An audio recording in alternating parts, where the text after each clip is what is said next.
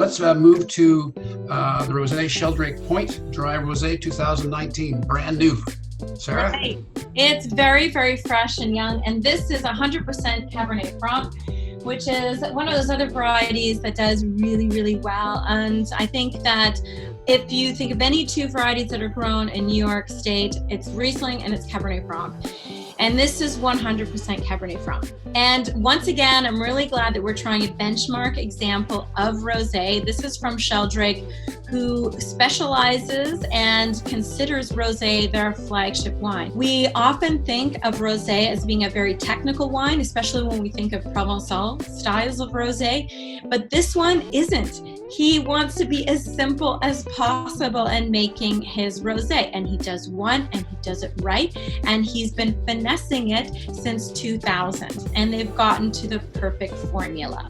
One quick note too is that this is a really sustainable winery that uses both geothermal and solar energy for the majority of their winemaking process.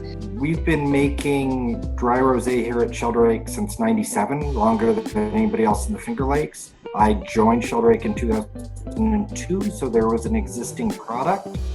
So there was a commitment to dry and light and fruity, and then it was a matter of, over the course of really the next 8 or 10 years, refining that. And we had used a number of other grapes, we had done some blending, and really none of that worked out as nicely as just pure Cabernet Franc, cold soaked overnight, very simple treatment to express what we think the fruit can be.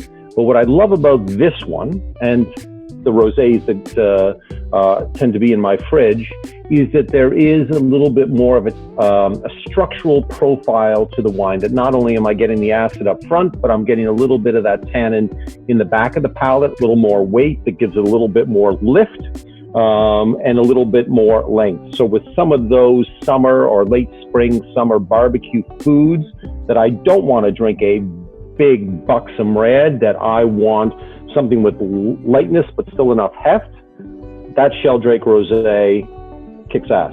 I often find rosés frankly boring. I do like ones that tend to be made from single red varieties, where you actually pick up some of the varietal character.